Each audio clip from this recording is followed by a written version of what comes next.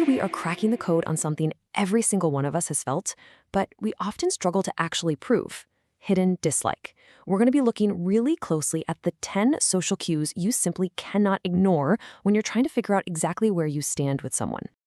Let me ask you this directly. Are you wondering if someone secretly loathes you? It's a terrible, heavy feeling, right? You walk away from a conversation and bam, your mind immediately starts racing, overanalyzing every single word, every tiny gesture. Look, we all have those social anxieties, but today we're putting on our detective hats to pull you out of that exhausting cycle of second guessing. We're going to rely on concrete human behavior data to get you some real, solid answers.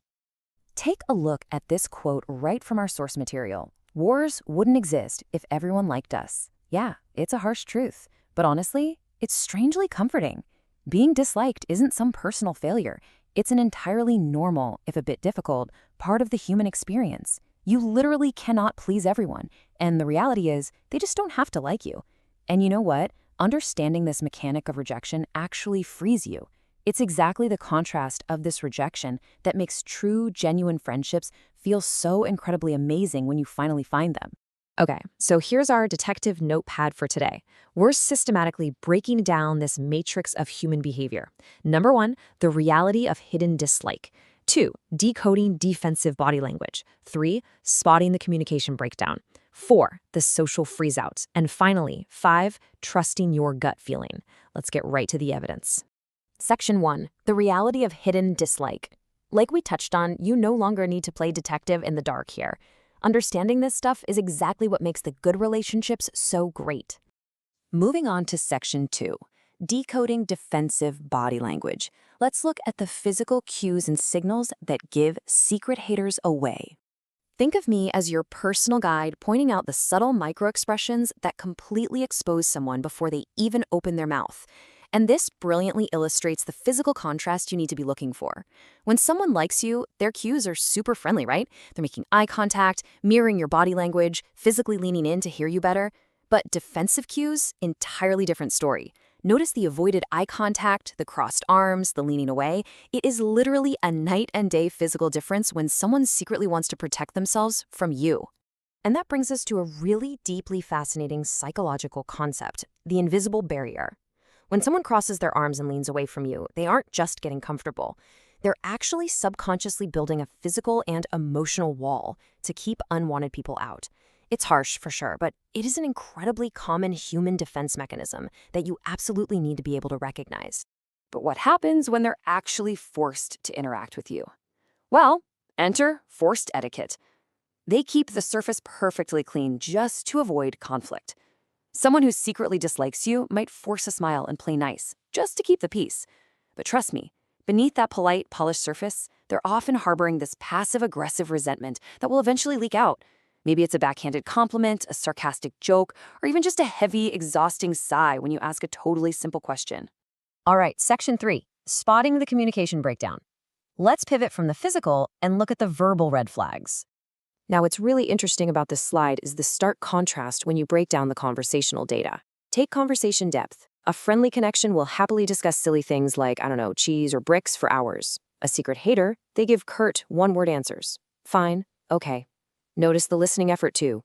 While a true friend is fully invested in your story, a secret hater is scanning messages, zoning out, completely half-hearted.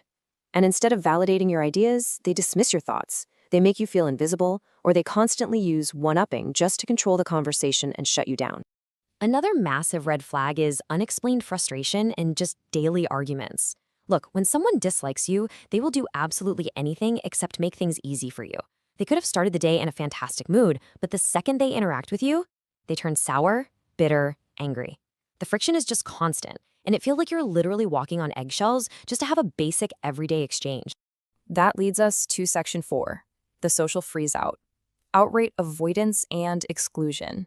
If things are freezing over, you'll start to notice specific rapid-fire distancing tactics. They're limiting communications strictly to texts or emails. No calls, no face-to-face time. They're actually checking schedules just to completely avoid your lunch hours. Or when you do bump into them, they always, and I mean always, have a ready-made excuse to leave immediately. It really mimics that overwhelming, suffocating feeling of being purposely and systematically avoided. And then comes the ultimate alienation. Everyone else is invited to the gathering except you. We really have to empathetically acknowledge how much this hurts.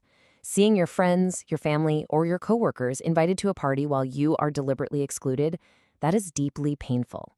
It's the clearest, most undeniable signal out there that they want absolutely nothing to do with you.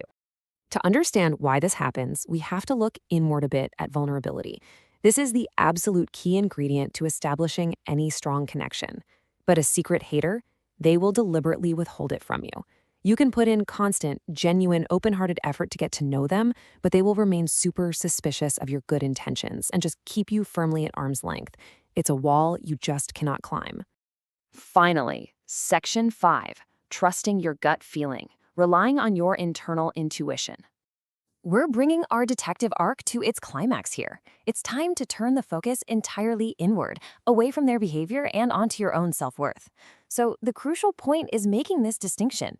Anxiety-driven doubt is an irrational fear that masks your sound judgment. We all get that sometimes. But a clear instinct? That is a strong, completely anxiety-free message telling you that something is genuinely wrong.